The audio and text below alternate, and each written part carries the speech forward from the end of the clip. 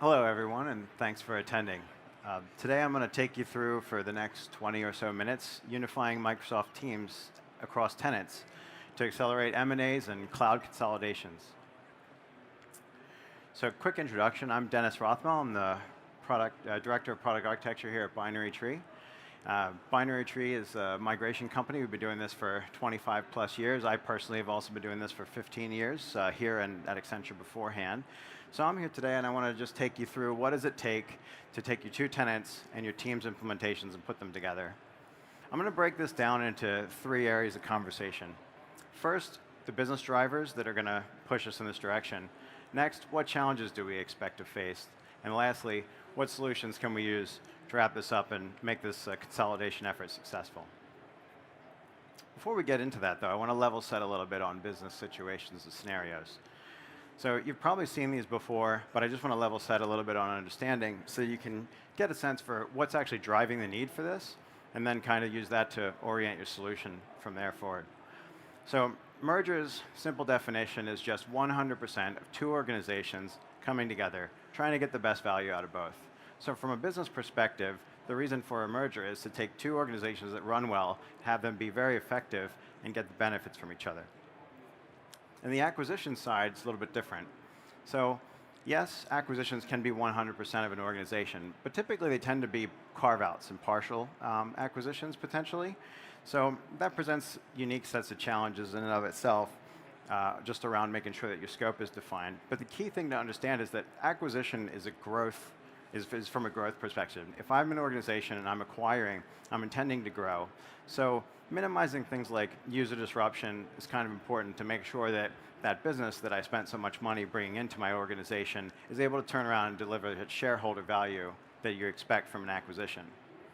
Now, a lot of people will say divestitures are just an acquisition in reverse, but you have to look at what's the business driver. If I'm a company that's divesting out a department or potentially like an entire market, for example, I may be exiting a market, whereas in an acquisition, I may be entering a new market or buying more market share of a market that I'm already a member of.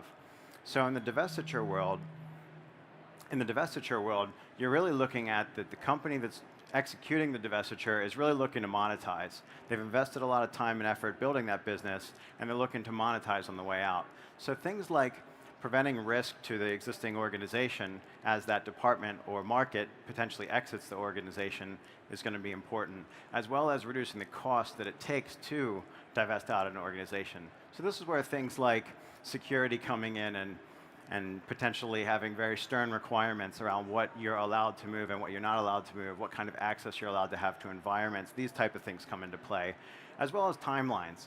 Typically the answer is get it done as quick, cheaply, as short as possible so that I can monetize this divestiture and turn around and reinvest that so I can once again bring home shareholder value. You know what I'm talking about.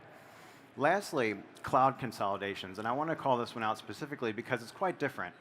The first three were about growth of some sort, whether you're monetizing a business unit as you divest out or you're intending to grow your business by acquiring something in. Cloud consolidations tend to be driven from a different side of the business. Usually you're looking at maybe you have 9 or 10 forests on premise and you're looking to move those into a cloud environment. Or maybe you have multiple clouds. You've been in an M&A mode for a long time now and you've never really done anything with the space. So you probably have a large support organization. You might have a lot of systems that are either end of life or no longer suited to purpose. And you have a need to just consolidate, update, and kind of standardize on a new way going forward of delivering your services.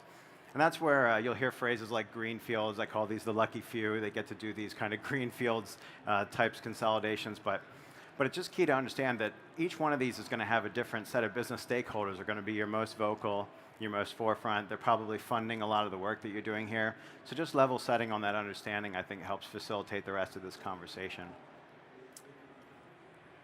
So let's talk about M&As in general, first off. So we're in an economy right now where you're seeing record levels of M&A activity in general. I've got some quotes up there from some of our partners like Ernst Young, from Deloitte, but really what I'm hearing is there's just an appetite in general amongst all of our clients, amongst your businesses, to be in an acquisition mode.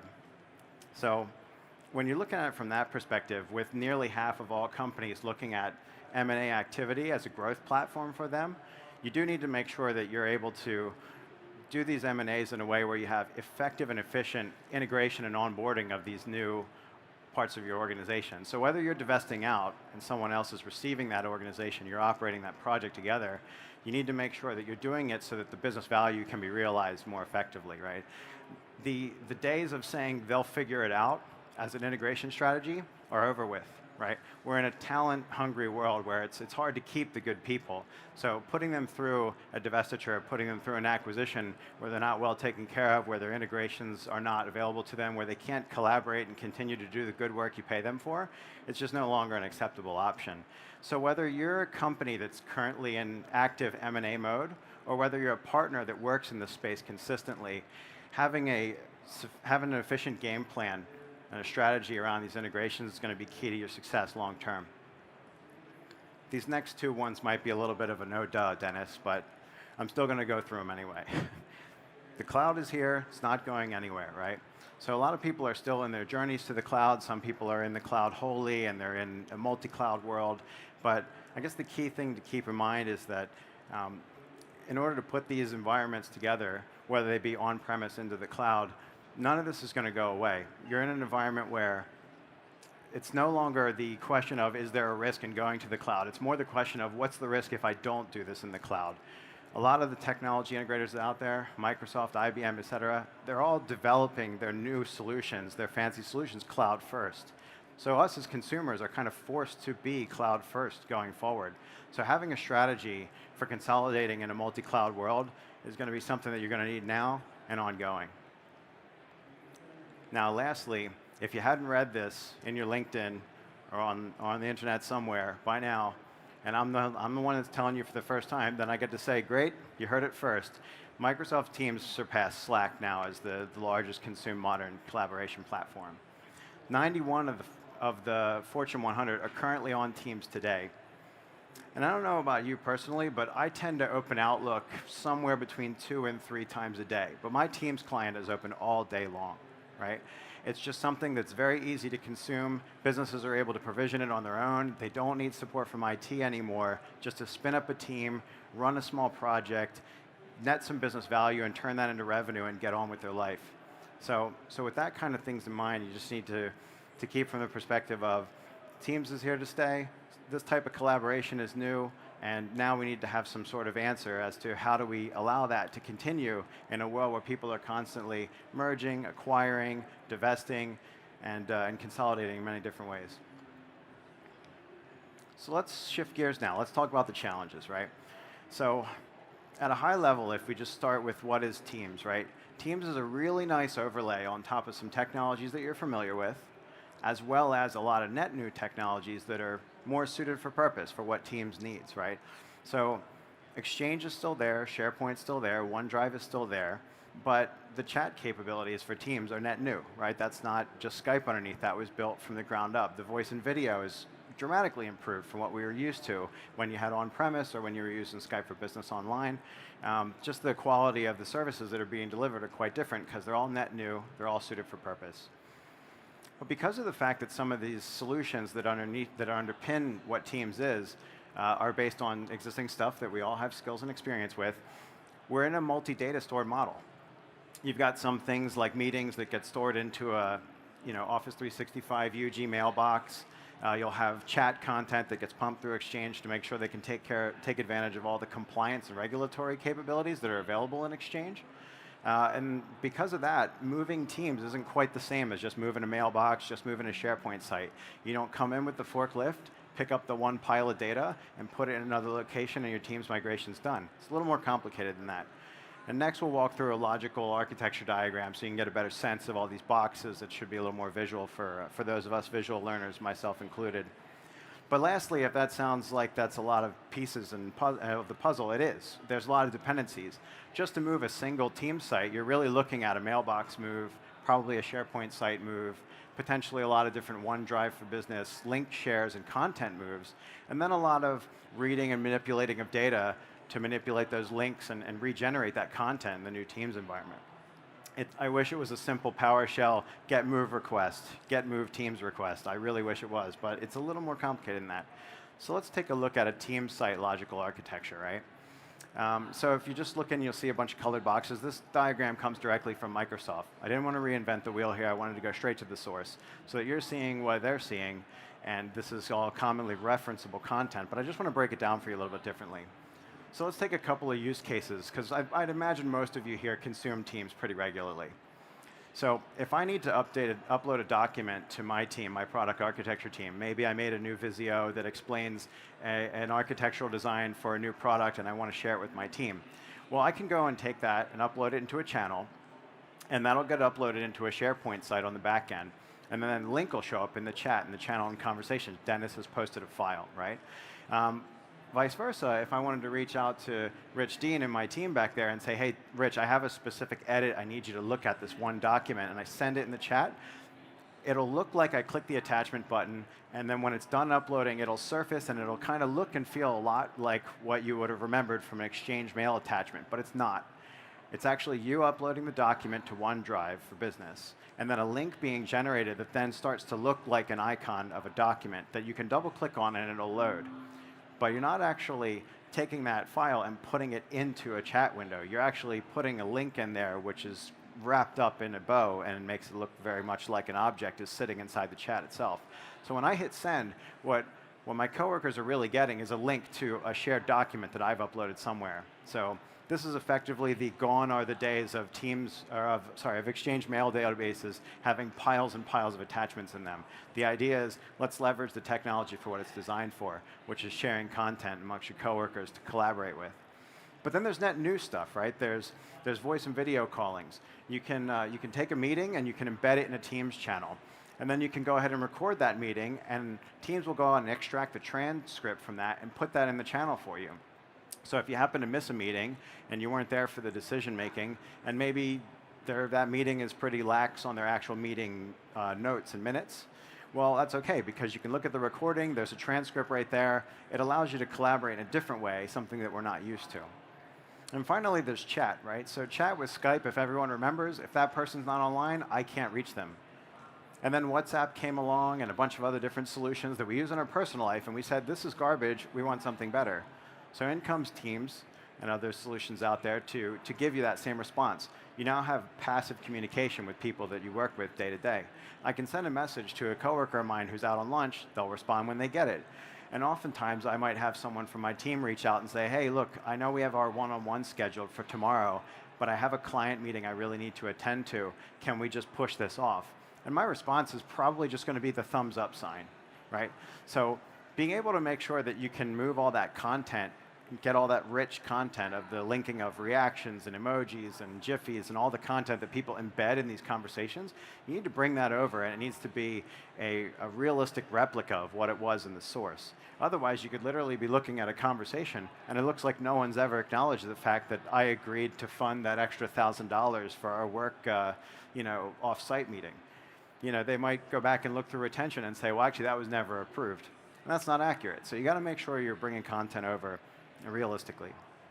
Let's double click in a little bit more, and we'll take a look at this data store diagram really quick. This is once again a diagram directly from Microsoft, and it gives you an idea of how they store content at Teams level.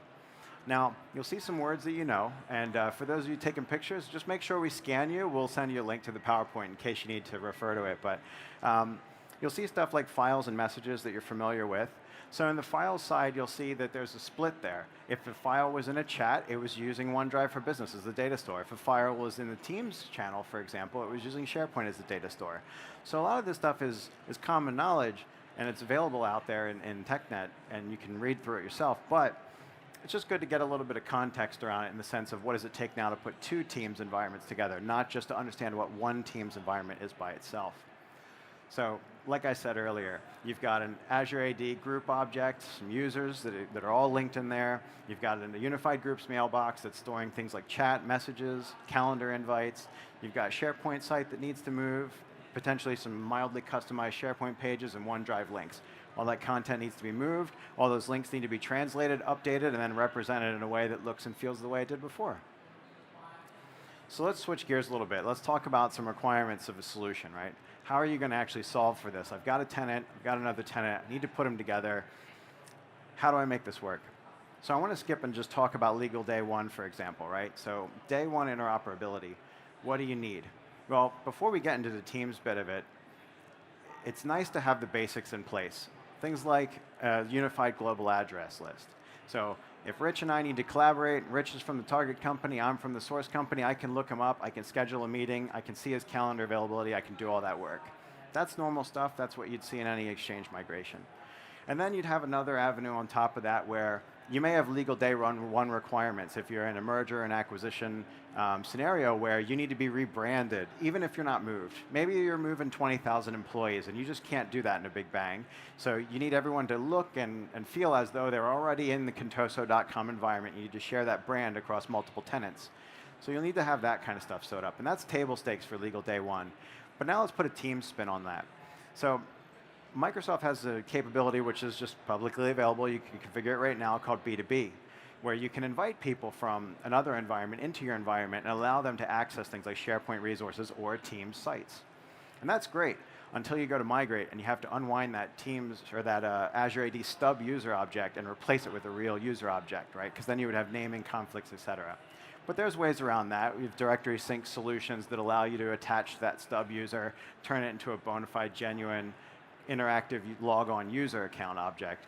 But this B2B ability gives you the capability to connect with a team in the target environment, start collaborating, and not have to start migrating any net new sites. So you're able to at least set that up and get people working in a way where they can start working in separate environments, they can move forward to a standard where they're in the target environment, and now it's just a story about how do we sync and move that content. And this is where we talk about workload management.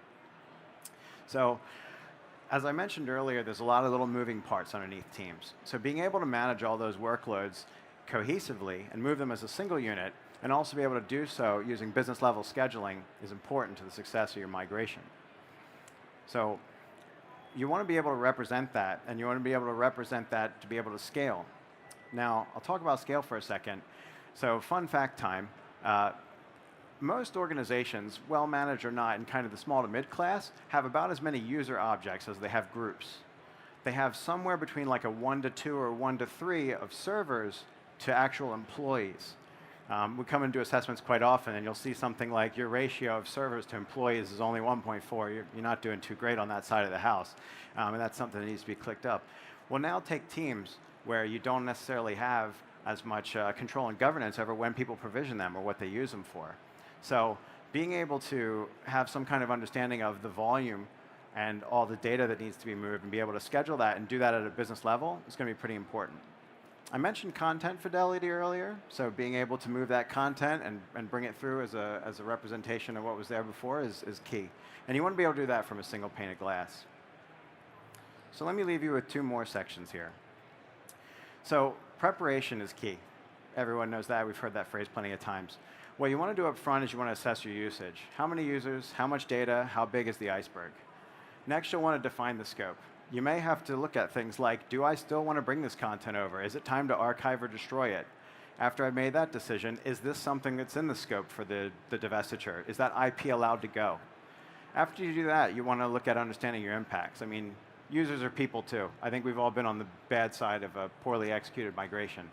So you want to make sure that you're not hurting your brand, breaking your trust. People need to understand what they needed to be doing from a how do I get support perspective, et cetera.